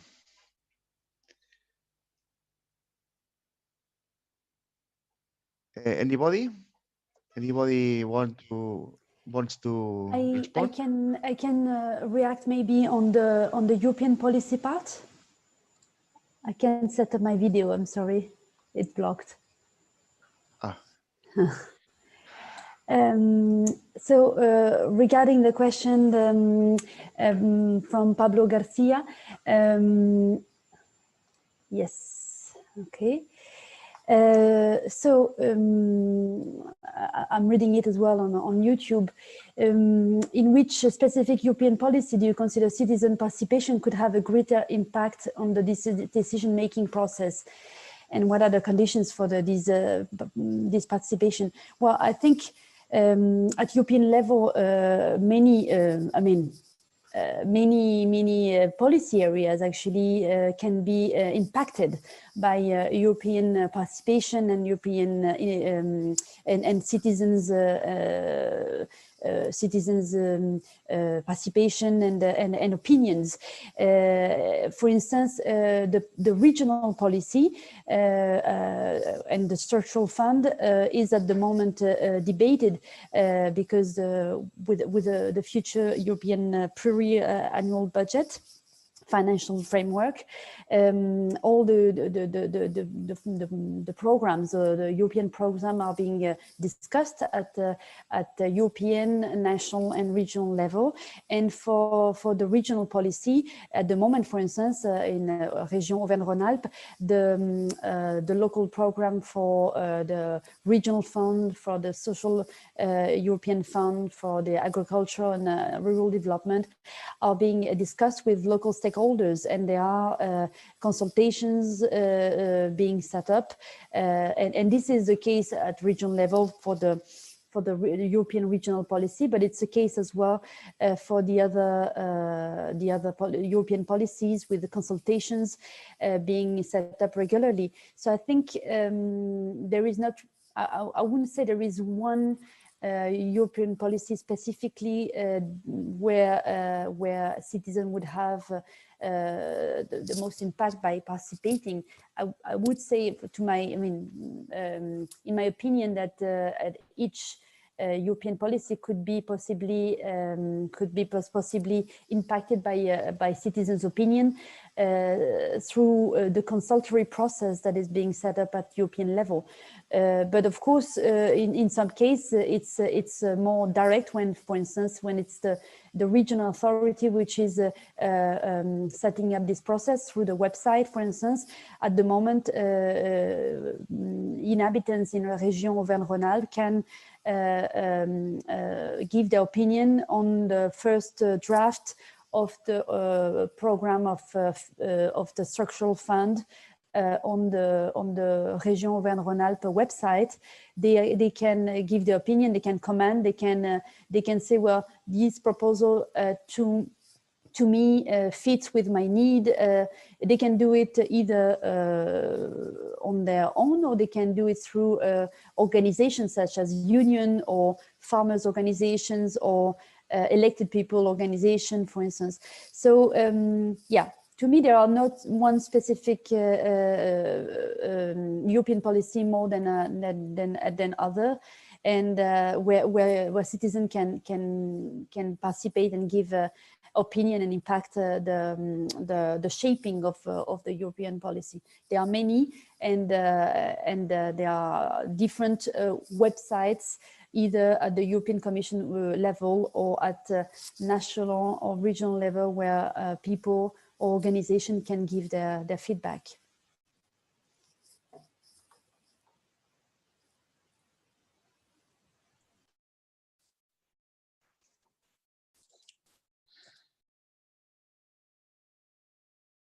Okay, first Timo, also Ismael. So if anybody wants to speak, please the hand, raising the hand. Okay, thank you, Jordi, and thank you, Anna. I want to pick up on this, and you also had the example in your presentations. What we did was talking with citizens at the border to France and Switzerland about European integration, because they know how, through their daily life, where there are some struggles, where issues, where European integration is not really fulfilled, and this really gave some really good insights that we transported to the European Commission in order where border regions can get more integrated. That was something really concrete where you could talk with the public about experiencing European integration and where they see that some things could improve. I just want to add that. And I want to also say something because the requirements for a meaningful participation and what is essential for keeping people in a process.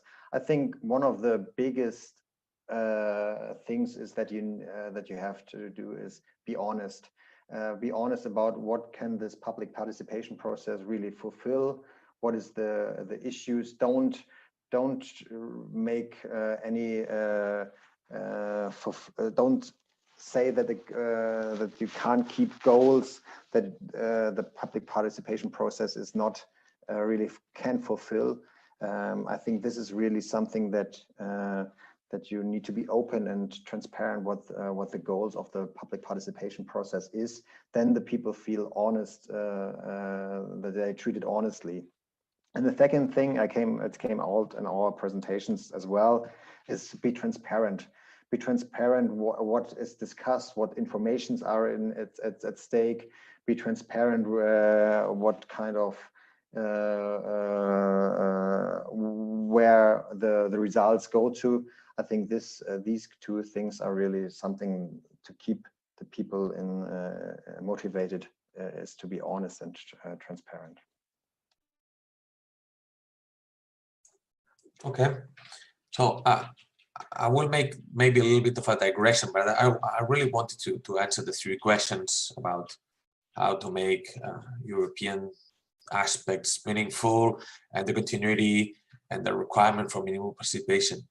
And I think it all comes down to having an impact on institutional design. I know this sounds a little bit theoretical and maybe even too far in the way that I phrase it.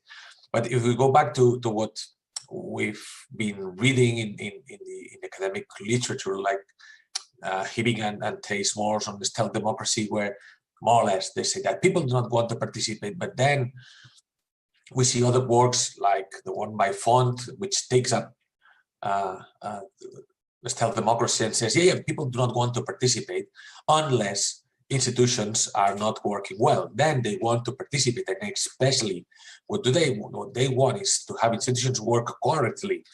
And that is, I think, the thing that we saw in the 15M Indignados movement in Spain, in Occupy Wall Street, and in other places just like Hong Kong, in Mexico, in Chile. I think that the movement that we're seeing now, it's not about anarchy and fighting against democracy, but on the contrary, it's not an anti-system but a for-system movement, so that democracy works as well as it used to work maybe in the second half of the 20th century, especially after the Second World War, where there's this growing participation in public policies, in making it more participative, more open, especially in the last part of the second half of the 20th century. So I think that this idea of things are not working and I want to participate in the design so they can work better, I think that it's a very strong idea. We see from the Commission of the EU that they are very worried about how people perceive the usefulness of Europe and the lack of usefulness of European institutions. People believe in the idea of Europe, and people, they do not believe in the idea of a European Parliament or European Commission and all the constellation of European institutions. There are many, and people feel that they are very, very, very far. Actually, Declan MacDonald told us this morning about this opinion of the Committee of the Regions, and that is precisely the idea, how to make institutions of the European Union closer to the citizens. So my main answer to the whole thing is that if we give people the real power to change, really change the design of institutions, this is a very engaging idea. It's something that people are demanding. And to answer the last question, I think it's something that lasts. If we just put some money in some punctual or conjunctural initiative any kind of wind will blow it away. But if you really have a mainstream impact on how things are working on the engine of democracy, I think these things last. At least changing them, it's much more difficult.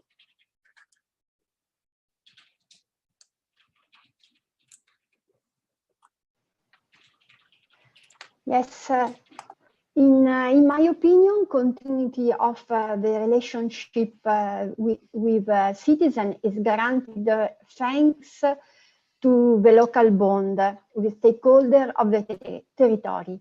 We have a large history of collaboration with regional and local associations.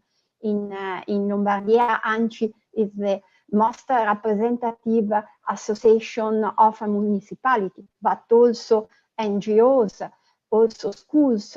And this collaboration can ensure continuity for the action and in relationship with the citizen. This relationship goes beyond the political change. Of course, they might be affected, maybe in terms of priorities, but the network is stronger and can assure stability. Thank you.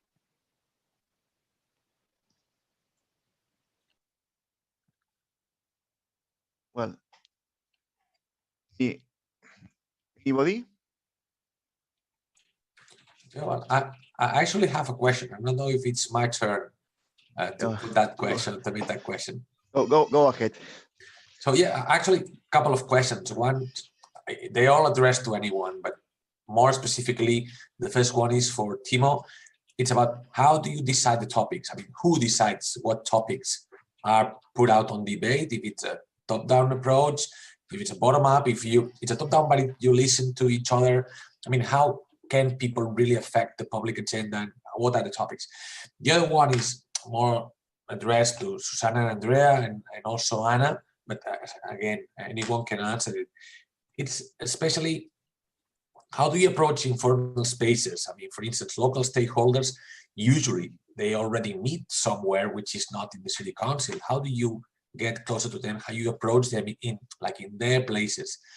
And on the other hand, how do you approach informal actors? I mean, you've been approaching the youth in informal places like schools and libraries, but we know that especially young people do not, I mean, yes, they meet in schools, of course they have to go there, but they usually have all the socialization spaces.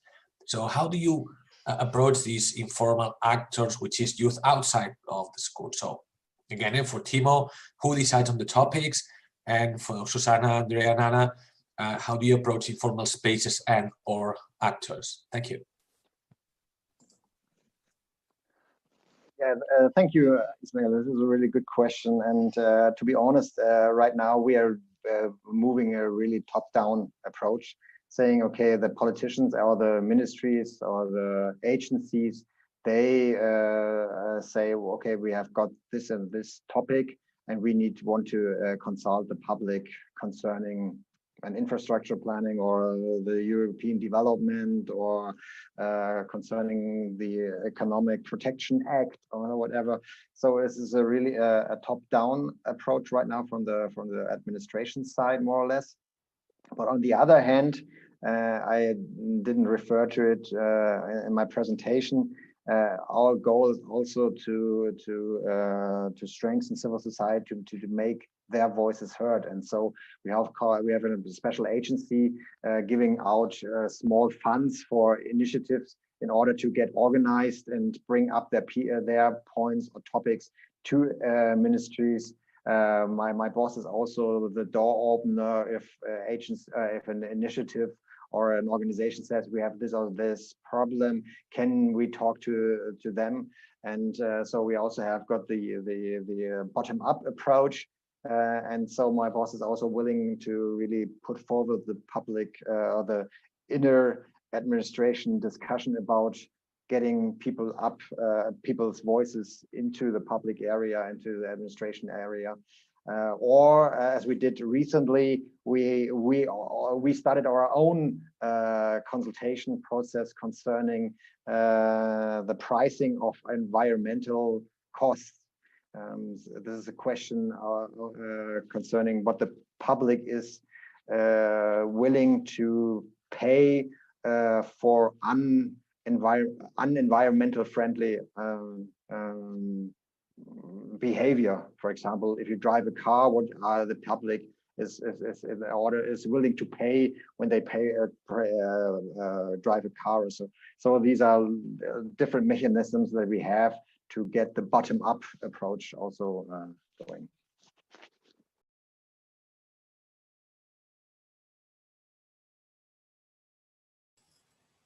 Shall I answer the second question? So regarding your question, Ismail, on how to reach the public and where and how, in specific publics such as youth, for instance, or local population which are not connected sometimes with European questions, such as the one that interests me. Well, we indeed try to figure out some tricks and use a lot of cooperation with networks and partners that are in direct contact with these people and that will help us get to them. For instance, to give you an example, I'm working with social centers, youth and social centers that welcome young people regularly for activities. And then with them, I'm going to develop a project, knowing that they have already a specific link and a strong connection with these people, this public, and therefore it's going to be easier for me to insert myself and insert my message using their activities. So I'm kind of how do you say that, stepping in something that already exists. For instance, same with comité de jumelage, twinning committees. We're developing together with them this guided tool to show to inhabitants how the European Union is present in their everyday life. And we organize this guided tool with group of citizens. But to do so, first we build it. We build the content together with these partners, the twinning committees, and then we use these twinning committees as communicators to reach the people, to reach their members of the association, and further to reach to other schools, for instance, with who they regularly work, and therefore the invitation will go through them, and although we are the one creating the content, so we use a lot this kind of connection with groups of people that have a specific target group that we don't have access to usually, and we use this the strong connection they already have to then propose an activity. And of course, at the moment, there is as well all the digital content. We try and reach the target, some target groups using, well, especially now in lockdown situation with the virus. So we develop a lot of content on social medias, on online tools, but of course it's not enough. It requires engagement. It's not enough just to put up on a website some information. So in Lombardy, we approach stakeholder intermediate bodies by means of institutional tables and institutional relations. We approach the informal stakeholder, which is our target, literally open the doors of our palace.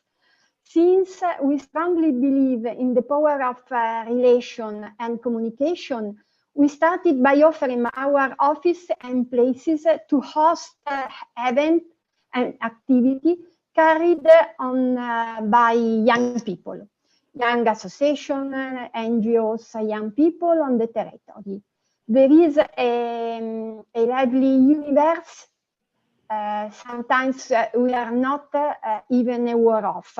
And the amazing this that happened is that since we started to open our doors and dialogue starts to flourish. Also, municipality and Informa Giovani, Andrea Mattioli is a very wonderful professionist, are playful of means to reach young people. Andrea, is you want to add something from your point of view, local point of view? Yeah, okay. Okay, Ismail, I'm not an institutional person, but I can talk from the field, okay, because I take care of the execution of project, okay? So we believe in listening, and so we asked to young people what they want to do and which kind of topics they want to have on the table. So with surveys on virtual meeting, and other that we try to plan and to talk about interesting topics and current topics about school, organization, business, society, different topics and subjects. And then we have taken from words of CAT, okay, or Impact School is a no-profit that teaches future in Italy on other social platforms. So we grab in our experiences something that we can put on the table in the school or with young people.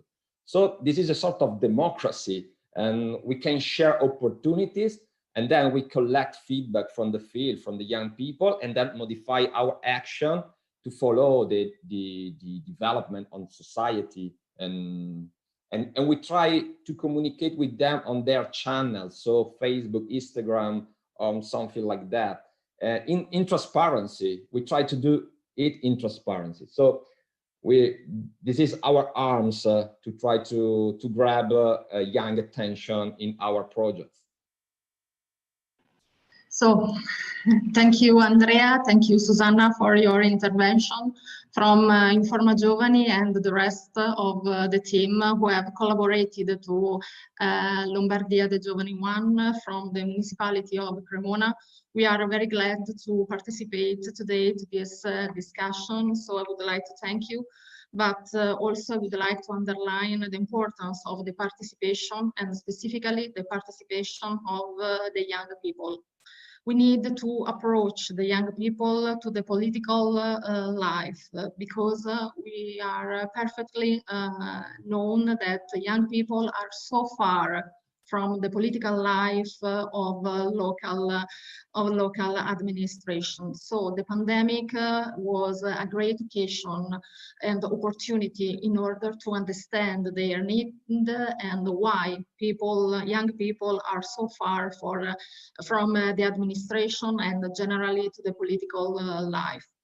Also, this period, it was a great opportunity to approach young people to the social life of our community. So we need to give a voice to the young people, approach them, and also integrate them in our discussion, not just at low levels among them, but specifically together with all institutions at local level. So the bottom-up approach is very important, but I think that the top-down, approach is very important, as you mentioned before. But I think the bottom-up approach is more urgent, and this is the adoption of this approach is also an occasion to responsibilize the young people and to feel them as an integral part of the system. So for doing this, it is necessary to have skills, true skills, and also all public institutions need to have them. As in Formagioni at municipal level, we have these skills and we are engaged in several projects to assist young people to develop these skills. It is also necessary to create a network together with all institutions that currently operate in the territory in matters that are very important to the young people's interests. It is also very important a sort of comparisons with other international experts. So for this reason, these moments of interaction with you is very important for us. We can learn a lot each other.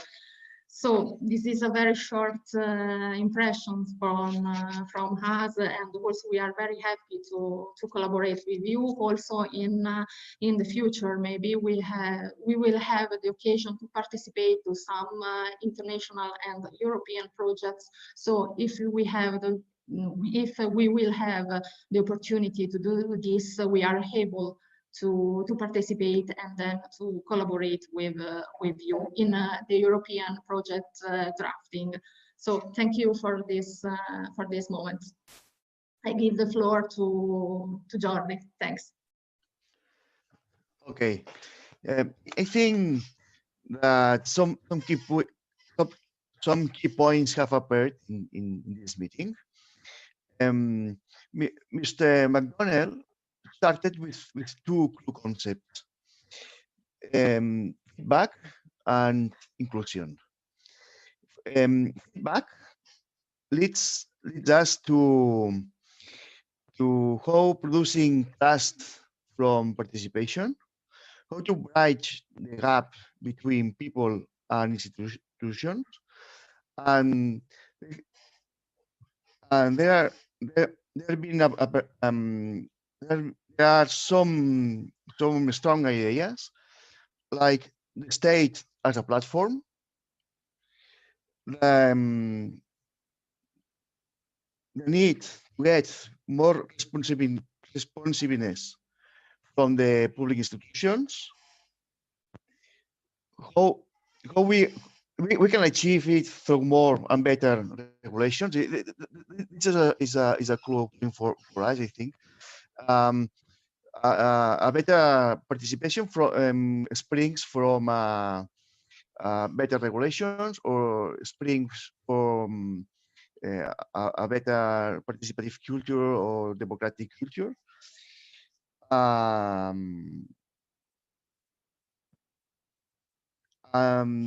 there always a connection between participation and actual projects? We are opening meetings only for participation by itself, or we are connecting well participation to actual project and decision making. And another one is the problem of the lack of a real European public opinion. So for a European perspective, that's an important question. From the inclusion view, there are almost three challenges. The first one is mixing people. So, for instance, aged from 17 to 77 years old. That's not easy to manage. The second is who is participating in political life. Are they representative of the whole population? And then how come the third one is how can how can we stimulate the less participate people, like youth people, and so I think that's I think and that's the main conclusions of this meeting. So I would like to thank your presentation and your time, and the audience for your attention. I hope we have been learning a lot about the new challenges of participation, and this and we will meet again in the future. Thank you very much.